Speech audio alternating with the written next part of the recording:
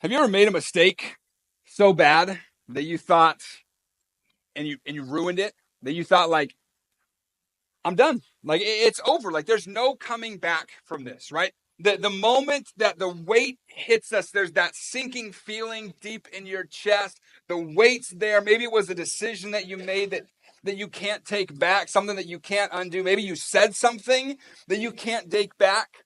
Maybe it was a moment of weakness. Or maybe for you is a pattern that finally caught up with you. But whatever it is, you find yourself now wondering, can God even use me now? We've all faced moments of mistakes in our lives, moments of failure, moments where we feel disqualified, moments where we choose to believe the lie of, this is who I am now. I'm done. Like there's no point in going forward. And so what happens is we get to this place, and there's a man that we're going to look at today in a story, a man named Peter, who is a lot like that. A guy who had messed up, who thought, I can't fix this. It's broken. It's done. And Peter, he's an incredible guy. Peter, many people know Peter because he was bold. People know Peter because he was the walk on water guy, right? Peter was the guy that said, Jesus, I'm with you to the very end. Until he wasn't. Until he denied Jesus 3 times. Not once, not twice, but 3 times. He denies Jesus, denies that he knows Jesus. And that's the story we're going to look at today. The story of not just Peter's failure, but we're going to look at a story of restoration. Because Peter's life is a story of restoration for us. That moment where Peter denies Jesus 3 times, and then, if you know the story, the rooster crows. And as the rooster crows, Peter has this moment. That guy who was with Jesus to the very end. The rooster crows, the weight hits. The shame begins to settle in. And just like that, that guy who's with you to the very end walked away from the calling that Jesus had placed on his life. The guy that when things mattered most, crumbled. He fell hard. And he denied Jesus. So what does Peter do next? After he has this massive failure, this giant mistake, Peter, he went back to what he knew. Fishing. Peter goes fishing. And isn't that what we all tend to do? Maybe not go fishing, but we all tend to go back to those things when we feel like we failed God. We go back to the things that we're familiar with. We go back to what feels safe.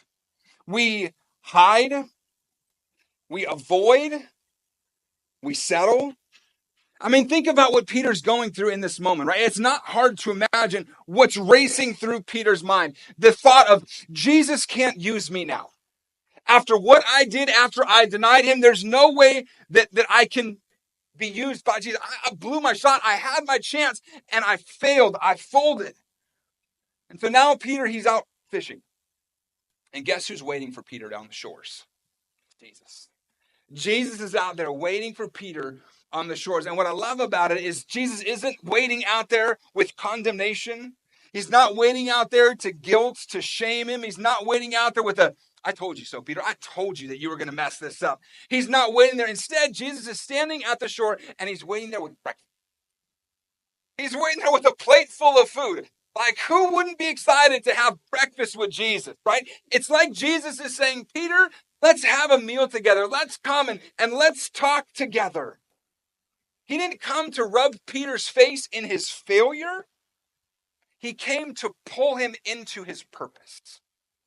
I want to talk with you for a few moments this morning of this idea of from failure to future. From failure to future. Peter was a failure by many standards, but Jesus had a future for him. We're going to read the story in John chapter 21 this morning. And in John chapter 21, verse 12, it says, Now come, and have some breakfast, Jesus said. Skipping down to verse 15, it says, After breakfast, Jesus asked Simon Peter, Simon, son of John, do you love me more than these? Yes, Lord, Peter replied, you know that I love you. Then feed my lambs, Jesus told him. Jesus repeats the question, Simon, son of John, do you love me? Yes, Lord, Peter said, you know I love you. Then take care of my sheep, Jesus said. A third time he asked him, Simon, son of John, do you love me? Peter's hurt that Jesus asked the question a third time, and he said, Lord, you know everything. You know that I love you. Jesus said, then feed my sheep. I think Jesus asks this question 3 times, not because he didn't hear the first answer of Peter. Right? Like, oh, I didn't hear it, I'm going to ask it again. I think Jesus asks the question 3 times because Peter denies Jesus 3 times. And as Jesus is asking him this question, Peter, do you love me? One question at a time, Jesus is rewiring Peter's failure. He's rewiring his thought process, the things that he thought about his failure. Peter, do you love me? Yes, Lord, you know. Rewire number 1. Peter, do you love me? Yes, Lord, you know that I love you. Rewiring. His brain is being rewired from his failure to what Jesus is going to teach him and tell him about his future. See, here's the thing about failure. Failure doesn't disqualify you, it prepares you. Failure doesn't disqualify you, it prepares you. Peter had been confident. He was this passionate, this loud guy, this guy that said, I will never deny you, he says, right? We all know what happened next. 3 times, Peter denies Jesus. 3 times, Peter says, I don't know the man, before a crowd of people.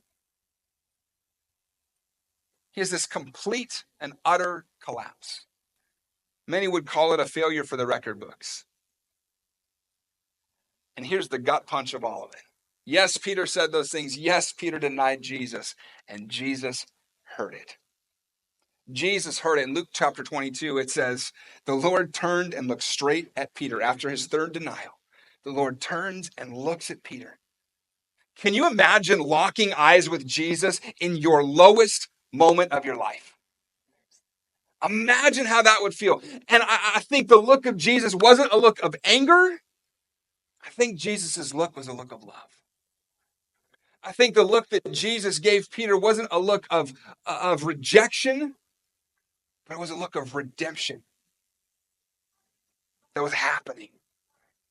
But Peter doesn't know that yet. And that's where we find him, in John chapter 21. He's out and he's fishing. Not because he's on vacation having a great time. I'm going to go fish with my buddies. Peter's out doing what he knew. He's out there because I believe that shame sent him there. Shame sent him to this place of going back to what's familiar. Because here's the thing. Oftentimes when you feel disqualified, you retreat to what's familiar. You retreat to those places that are comfortable, those places that feel safe, those places that feel predictable, places that feel manageable. And here's Peter. He's not just out on a boat. I think Peter's hiding. I think he's out there fishing. And here's what I love about Jesus. Jesus doesn't go looking for perfect people. Jesus goes looking for surrendered people. He looks for surrendered people. Jesus, when he's out there, he doesn't show up in the temple. Right? He doesn't go to where all the religious people are at looking for help. He doesn't show up with a clipboard and all these things. He shows up on the shoreline where Peter's at, in his mess, in his retreat. He shows up and he brings breakfast. He brings breakfast. He meets Peter in the middle of his mess, in the middle of his fish guts, in the middle of the running that he's doing. Why? Why would Jesus do that? Because I believe grace meets you where guilt leaves you. God's grace meets us where guilt leaves us. And I think Jesus is making a point here to you. He's making a point to Peter. He's making a point to me. He's saying your failure, Peter, is not the end of your story. He's saying, Peter, your failure is the birthplace of your surrender. Your mistake is not the end of your story. Why? Because grace chases you down. Grace comes running after us. Jesus doesn't wait till we have it all together, till we've got everything figured out, till we're all perfect. He meets us in the middle of our mess. So I want to look at a passage of scripture through that lens in Romans chapter 8. It says, and we know that God causes everything to work together for the good of those who love God and are called according to his purpose. Oftentimes we take this passage and we look at this passage when we're in a season of pain, when we've a season of loss, and God's working things out for our good, and no matter what's gone on, and God's working things out. But notice what this passage doesn't say. It doesn't say that God uses some things, right? It doesn't say that God works around your mistakes. It says God works in all things, even the ones that you're ashamed of. God is working in all things. And that means that your addiction, he can use it. That means that your divorce, he can redeem it. It means that that season of bitterness, that year of compromise where you made a ton of mistakes, that dumb decision that you made that one time that you swore that you were never going to make again, he can use even those things. You ever see like a child and a box of crayons and that broken crayon that happens to show up? Right? As a parent, can I just really be honest with you? When I see a broken crayon, you know what I do with it? I toss it in the trash. I'm like, it's not perfect. It's not sharpened. It's not got a wrapper on it. Broken, toss it, trash it, done. It's not worthwhile. But kids, they're different, right? You think of a kid, and a kid, they take that broken crayon, that crayon that's got a wrapper mixed up on it, and what do they do with it? They keep coloring. Your walls prove it. Right? They've got color marks all over the walls because of what happened, because they see a crayon that can still make a mark. They see a crayon that can still work, that can still do its purpose. Even though it's broken, even though it's not got a wrapper on it, even though it's not shaped the proper way. And I think that there are some of us that feel like broken crayons. I think there's some of us that feel like we're worn down, that we're busted up, and we're not nearly as impressive as we once were. And God looks at us and he says, I'm still drawing with you. You've still got purpose. You've still got calling. And you still have a future. God looks at us like that broken crayon and says, I can still use you. I can still work in your life, because here's the truth. God doesn't waste anything, especially not your failure. God doesn't waste anything, especially not your failure. Let me say this line again. Your failure is not the end of your story. It might be the birthplace of your surrender. And there's some of you that have been sitting in a boat for way too long because you think that you're disqualified. You walked away. You messed up. You made some choices and it felt like they dislocated your purpose. But like Peter, Jesus, he comes looking for you. He's looking for you. And he's not holding a clipboard saying, oh, you messed this, you messed this, you messed this. You're not going to make it because of this and this and this. He comes to you and he's holding a plate of food. He says, let's sit down. Let's have a meal together. Let's talk. Let's be together, because I'm not done with you. Your failure is not the end of your story. It's the birthplace of your surrender. And when Jesus takes this plate of food, he's not just feeding Peter's stomach. Well, that is taking place. He's also filling his soul. Jesus is going after the soul of Peter, because what he does is he initiates this conversation with Peter that reframes everything Peter believes about failure. It's going to reframe everything Peter believes about forgiveness and about his future. And that conversation that Jesus has with Peter that day is not a conversation that begins with shame, but it's a conversation that begins with a question. See, the second thing about surrender begins with honesty. It begins with honesty. And so after breakfast, Jesus, he doesn't waste time. He jumps right in and he turns to Peter and he calls him not Simon Peter, the rock, as he previously called him earlier in the Gospel of John, where on this church, or on this rock, I will build my church. He looks at Peter and he calls him Simon, son of John, the fisherman. He takes Peter all the way back to the beginning, where he called him, who Peter used to be. And he says, Peter, let's start fresh. Let's start over. Let's talk man to man, not roll to roll, rock builder, church builder. Let's talk just person to person. Simon, son of John, who you are. You're son of John.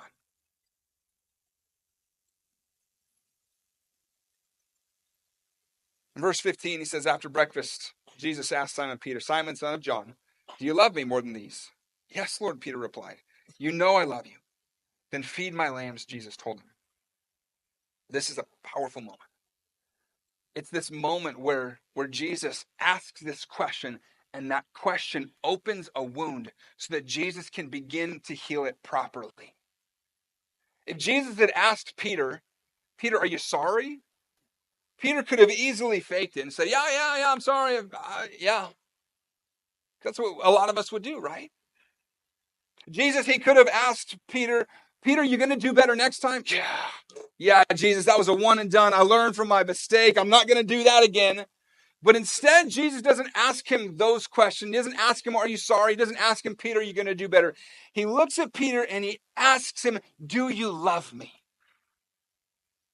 That is a heart question. He asks him a question about his soul. Because surrender, it doesn't start with promises. Surrender starts with honesty. Before Jesus could reassign Peter's mission, he had to reestablish Peter's affection. He had to change some stuff around. And then Jesus repeats this question. Not once, not twice. He repeats it 3 times, just like Peter had denied him. And I don't think that he does it to humiliate him. I think that Jesus asks him this question multiple times with his friends, the other disciples sitting around. I think he does it to bring healing to him.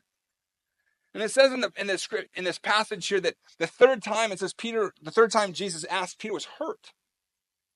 He was hurt that Jesus had asked 3 times. He wasn't angry.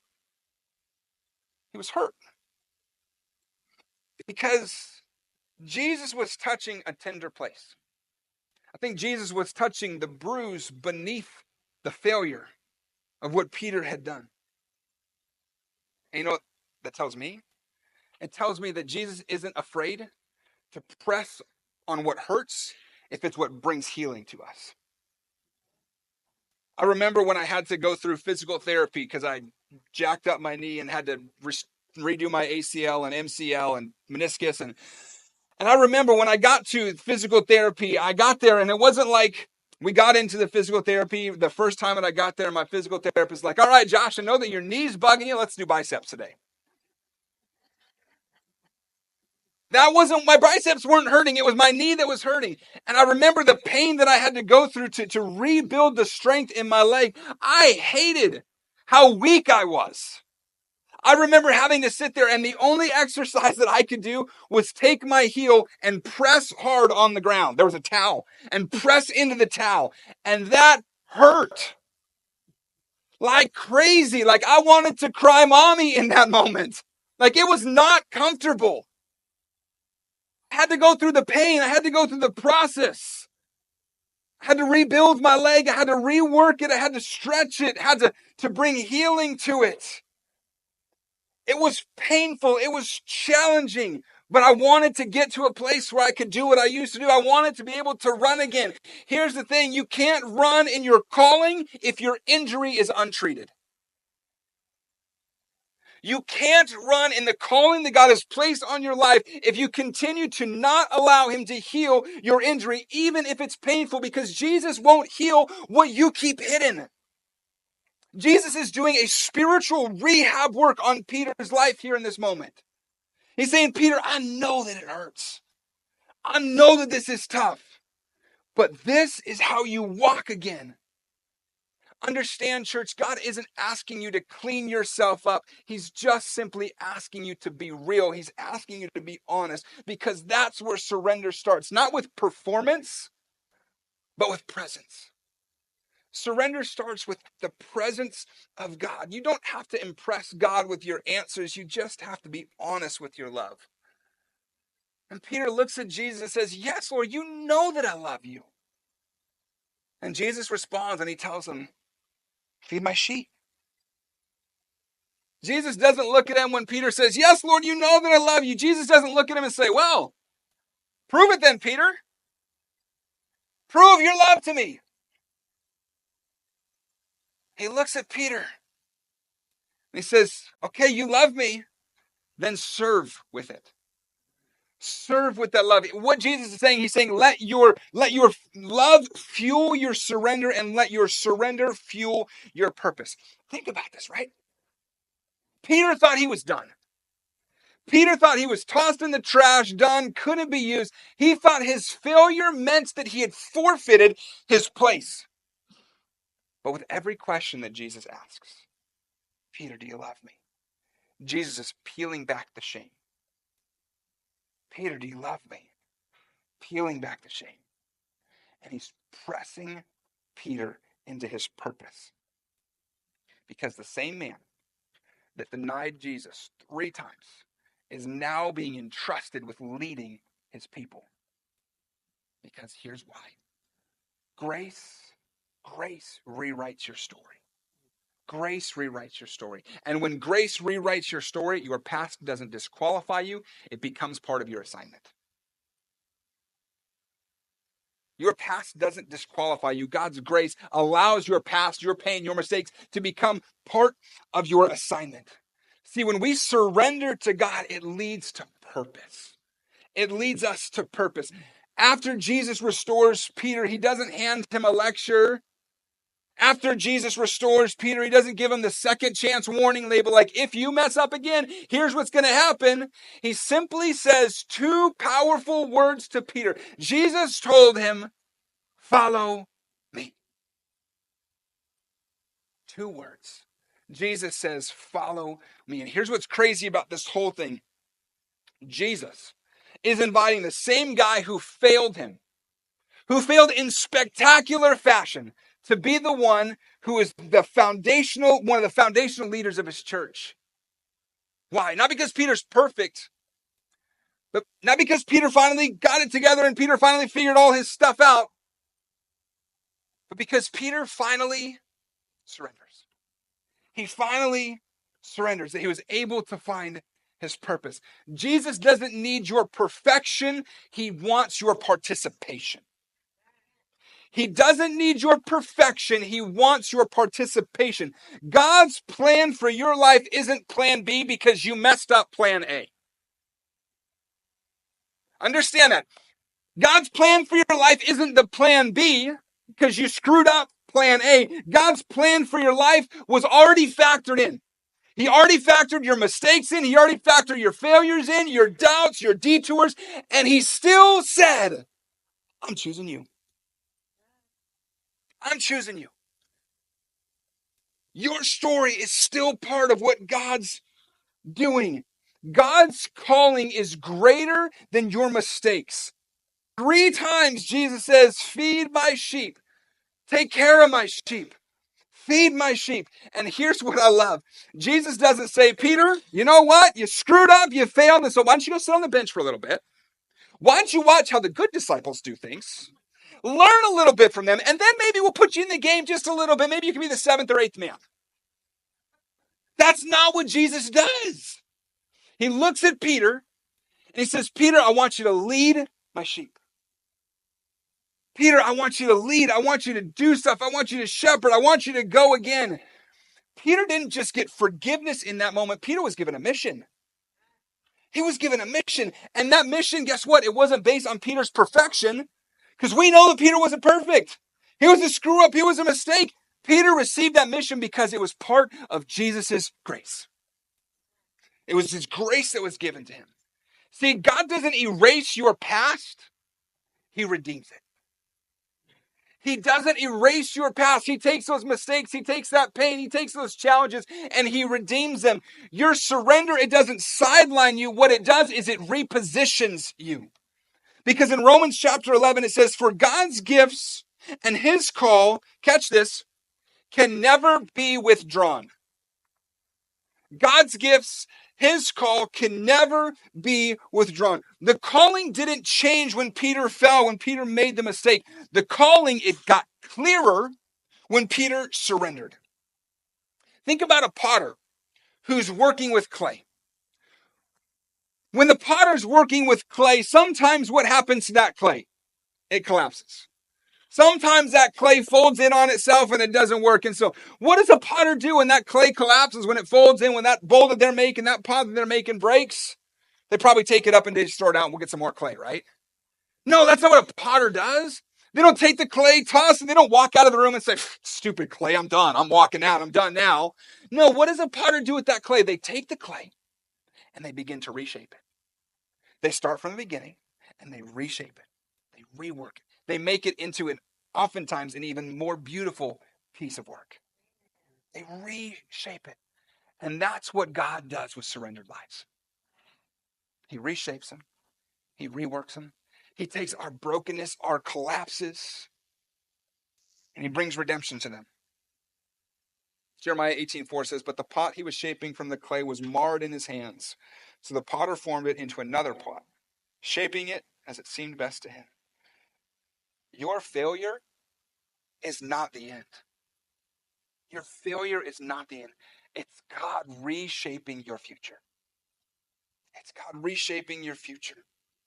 Peter's story doesn't end with some shameful memory. Peter's story ends with a surrendered mission. Right? That same Peter, the same man who once fell flat on his face because of his denial, he becomes this bold preacher at Pentecost. The same Peter who denied Jesus becomes the one who declares him with fire in his bones. Peter was changed. Why? Why? Because surrendered people are unstoppable people. Surrendered people, people who are surrendered to Jesus, are unstoppable people because they don't rely on their own strength. They walk in his spirit. Peter wasn't called because he was fearless. He was called because he was willing. Listen, God's not asking you today, are you flawless? He's asking you, are you surrendered? He's asking, are you surrendered? This passage in Romans chapter 8, it says, and we know that God causes everything to work together for the good of those who love God and are called according to his purpose for them. All things, not just the pretty things, not just the Sunday morning things, all things, even the mess, even the heartbreak, even the failure, that broken crayon that I would have tossed, and many of you would have tossed, that broken crayon, it may not look impressive. It's broken. It's not sharp. It's missing its wrapper. It feels a little busted up. But that broken crayon, it still leaves a mark. And maybe, just maybe, the most beautiful marks in the kingdom are made by surrendered and imperfect hands. Surrendered and imperfect hands. God's not tossing you aside. He's picking you up and he's coloring something new. Your story, wherever you find yourself, it's not over. Whether you're young, the older end of the spectrum, your story is not over. It's just beginning. Because God doesn't go looking for perfect people. He looks for surrendered ones. God doesn't go looking for perfect people. He looks for surrendered ones. And the invitation that he made to Peter many years ago is still the same today. Follow me. The question is, will you say yes? Will you say yes? Jesus, thank you for meeting us in the middle of our mess. Thank you for meeting us in the middle of all the things that we've done wrong, and you meet us with grace. God, some of us have been in the boat for way too long. God, I ask this morning that you would heal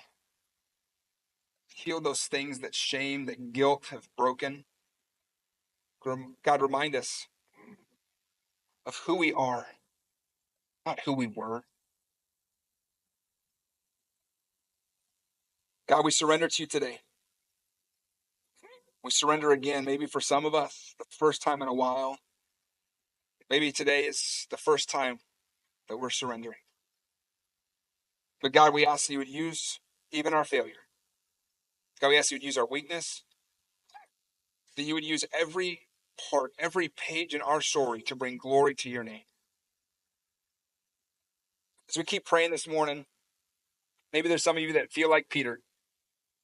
Some of you that are here today and you feel like you blew it, like you disqualified yourself with some of the mistakes that you made in your past. But let me tell you, man, Jesus is on the shore. He's there. He's holding breakfast. He's waiting. And he's calling you by name. You don't have to fix yourself. You don't have to earn your way back. Jesus, he already paid the price for redemption. So today, if you're ready to come home, you're ready to surrender your life to Jesus, ready to step out of the boat, I'm going to ask you in just a moment to pray a prayer with me. I'm going to ask you to raise your hand on the count of 3. And what we'll do is we'll repeat a prayer. Everybody in the room, we want to lend strength to your voice. But if that's you today, ready to surrender to Jesus, to step out of your boat, to surrender control and trust Jesus for the first time. Maybe today's the day for you to walk back into relationship with him. You've walked away, and today's the day for you to get back on the straight and narrow. With heads bowed and eyes closed, if that's you today, ready to surrender to Jesus, control of your life to him. With heads bowed and eyes closed, would you just simply slip your hand up on the count of 3? Ready? 1, 2, 3. Thank you. Thank you. Thank you. Thank you. Church, would you pray this prayer today? Say, Jesus, I give you my life. I've sinned, and I need your forgiveness. I believe that you died for me, that you rose again so that I could be saved. Today, Jesus, I turn from my old life, and I'm choosing to follow you. Thank you for a fresh start. In Jesus' name, amen. Church, can we celebrate with those who are taking that step out of the boat today?